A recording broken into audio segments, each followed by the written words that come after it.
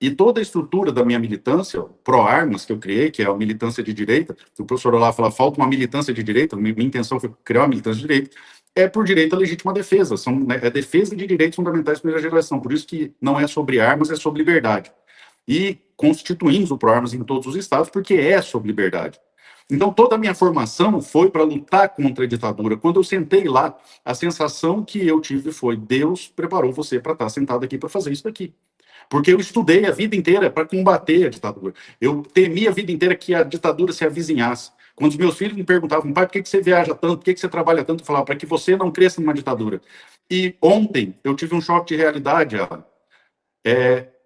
Eu tive um choque de realidade porque, em dado momento, quando eu sentei ali e vi aquelas fotos, se você olhar as imagens, eu não consegui conter o choro enquanto os colegas falavam, porque, de repente, eu me dei conta que aquilo que eu lutei a vida inteira para que não acontecesse, aquilo que eu me preparei para que não houvesse sobre a cabeça dos meus filhos, existe. Nós estamos vivendo numa ditadura. Como o monarca fala de uma maneira muito mais ruidosa, e talvez por isso seja ouvido mais do que eu, começou. A ditadura cruenta começou, a fase cruenta da ditadura brasileira começou, a fase do expurgo começou. Não se assustem, a hora que lideranças da direita, parlamentares da direita, misteriosamente forem assassinados em tentativas de latrocínio, tentativa de roubo, morreu de repente, escorregou, bateu a cabeça. Nós estamos na fase do expurgo. E o parlamento brasileiro hoje se presta exclusivamente com uma função, só serve para uma coisa: fingir que nós vivemos sob um ar de normalidade. Eu só vejo essa utilidade. A mês passado eu falei para o Gilson, do Novo, falei, Gilson, eu tive uma epifania, descobri para que serve o parlamento. Anestesiar as pessoas e manter um ar de que nós estamos vivendo sobre o Estado de Direito, sobre uma democracia. Não, nós não vivemos sobre o Estado de Direito. O Estado de Direito é o império da lei. Nós estamos sob a égide de um déspota, um maluco, que põe e tira da cadeia quem ele quer. Eu vejo, muitas vezes nas exposições, e agora mesmo lá como fez uma exposição brilhante, descrevendo como é que não há possibilidade de golpe, que o presidente estava fora do país, etc, etc, etc. Gente, isso não importa. Não há juridicidade alguma nesses procedimentos. É um processo show. É apenas para isso. É um procedimento show. Eles põem na cadeia quem eles querem do jeito que eles querem. Não se assustem se amanhã cedo a Polícia Federal foi bater na minha casa. O termômetro se teve repercussão. Quando o Alan disse que não houve uma linha publicada sobre a minha manifestação, me dá uma mistura de frustração, porque eu sei que isso é uma ação do consórcio da extrema imprensa para proteger o regime ditatorial, como fizeram lá na ditadura militar, com um pouquinho até, eu confesso, de forma até egoísta, um pouco de alívio. Porque o critério para você ser perseguido no Brasil é o barulho que você faz. Se esse discurso ganhar notoriedade e vir à tona, como deveria vir, num lugar minimamente normal, por conta da gravidade, não é nem da eloquência, mas da gravidade do que nós estamos vivendo, eu garanto aos senhores, amanhã a Polícia Federal está na porta da minha casa. Então, nós precisamos rasgar o tecido dessa aparência de normalidade. Eu vejo muitos colegas extremamente preocupados com o processo de sucessão do ano que vem, é importante sim, mas vivendo uma normalidade política que é ficcional. Nós não estamos num ambiente normal. Nós não vamos nos tornar uma Venezuela. Nós já nos tornamos uma Venezuela.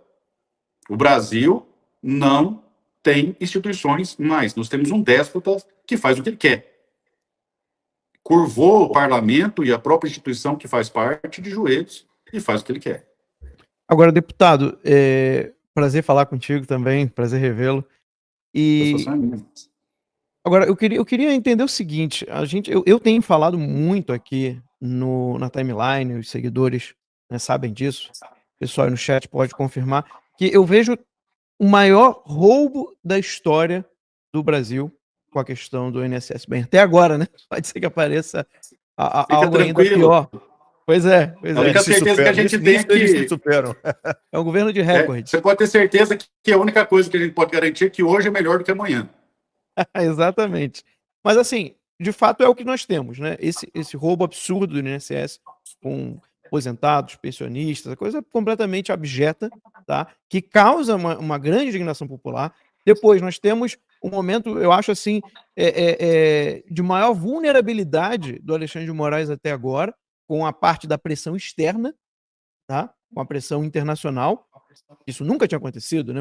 Um ministro ter visto cancelado, receber uma carta do Departamento de Justiça americano dando uma bronca nele.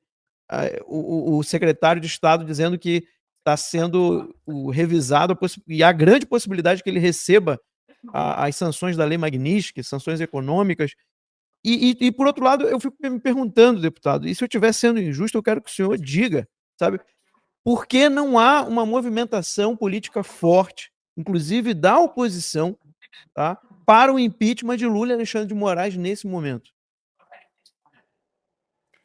Max, agora eu vou te apresentar uma faceta ali que você não conhece, o Alan já conhece.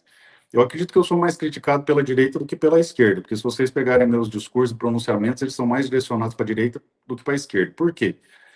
Porque como professor, eu leciono para quem eu acredito, eu falo para quem eu acho que funciona. Então não adianta eu discursar batendo no Lula, falando mal do Lula, aquele mais do mesmo que todo mundo faz, porque eles não vão mudar. Então é só uma alegoria. Você falar que Lula é ladrão, tá, e daí? Todo mundo sabe que Lula é ladrão. O que muda? Então meus discursos são mais de admoestação para a direita. Eu fiz um pronunciamento muito forte na CCJ, eu sou membro titular, destacando o fato de nós permitirmos que entre nós andem pessoas desarmamentistas. Não existe direita desarmamentista. As liberdades individuais, o direito à legítima defesa é um ponto fundamental dentro da estrutura do conservadorismo. Você não pode conceber liberdade individual sem, evidentemente, o direito à legítima defesa. Estou fazendo esse introito, Max, porque a minha resposta vai ser pesada. Eu vou cometer um sincericídio e vou ser ainda mais odiado pelos meus pares, mas eu não entrei na política para fazer amigo, eu entrei porque eu tenho uma vocação e eu vou ficar lá tantos dias quantos Deus entenda que eu tenho que ficar, e como já ensinou Olavo de Carvalho, Senhor, faça de mim um instrumento da sua vontade e que eu não perceba, porque se eu perceber eu vou atrapalhar. Então, ainda nesse sentido, quando foi votada a lei do celular, todo mundo naquele silêncio constrangedor, que lei ruim, mas ninguém podia falar nada, afinal de contas, né? Eram os colegas que estavam apresentando e eu chutei o balde. Um projeto de esquerda, repito, para quem não ouviu. E daí todo mundo ficou chateado comigo. E agora, no começo desse ano, os colegas, alguns colegas até da bancada base, se organizaram para passar o texto para gravar as penas para todos os armamentos, projeto da esquerda, projeto armamentista. Tá? E eu denunciei, claro, o pessoal ficou triste comigo mais uma vez, e sempre eu não cito nomes, eu denuncio o projeto, o fato, a conduta, mas o pessoal fica puto, né? Desculpa a expressão, o pessoal fica aborrecido, vamos colocar assim. Então, eu tenho me especializado na arte de fazer inimizades. Mas a gente tem que criar uma cultura de direita e as pessoas têm que entender que aquela frase no Brasil até direita e de esquerda não pode mais ser engraçada, ela tem que ser chocante. Isso tem que acabar. As pessoas têm que minimamente entender o que é ser conservador e parar de fingir que são conservadores, porque são pressupostos básicos de projetos de lei absurdos que são conduzidos por pessoas que foram eleitas pela direita. Eu não vou citar nomes, mas nós temos parlamentares na Casa Alta que todo processo, todo projeto de lei que apresenta marxista, pô. É marxista, foi eleito pela direita. Tá? Utiliza o racismo estrutural, o feminismo estrutural e outras coisas que são básicas. Você assistiu o Trout Speak, não precisa ser aluno do Olavo, pega o Trout Speak e assiste, já vão ter uma noção. Então, aí agora vamos para a resposta. Na minha concepção, Max, o grande erro da estratégia das tesouras foi, na hora de fingir que era inimigo do PT, fingir muito pouco. Então, no primeiro movimento em que poderia ser feito um impeachment contra o PT, e o Olavo disserta muito bem isso aí no Jardim das Aflições, como a luta contra a corrupção ela é o mote do flautista de Armelim para conduzir os ratos do Brasil, para levar onde querem que as massas vão, eles usam a luta contra a corrupção como motivo, de uma maneira muito ardilosa. Então, perceba que dentro dessa estrutura, nós tivemos lá, no Lula 1, a oportunidade de fazer o primeiro impeachment do Lula. Por que não teve? Porque o que nós conhecíamos como direita, que era o PSDB, não quis. O Fernando Henrique Cardoso deixou bem claro que não era para fazer, que era para deixar o PT sangrar que eles seriam tirados nas urnas. Não é verdade? E aí, enquanto o PT sangra, o povo morre. O povo morre pela violência, o povo morre pela falta de atendimento, o povo morre pelos efeitos colaterais da corrupção. Então, enquanto o detalhe, PT sangra, deputado, o brasileiro morre. E deputado, desculpe interrompê-lo, né? E detalhe, vamos lembrar, o Lula 1 é quando a mídia internacional, né, Reuters, Deutsche Welle, CNN, todo mundo, o planeta noticiou que os nomes dos petistas estavam no laptop do Raul Reis, chefe das Farc, grupo terrorista, narcotraficante que atua na América Latina em conluio com o Foro de São Paulo. Mas agora virou partido político. Agora é partido, né?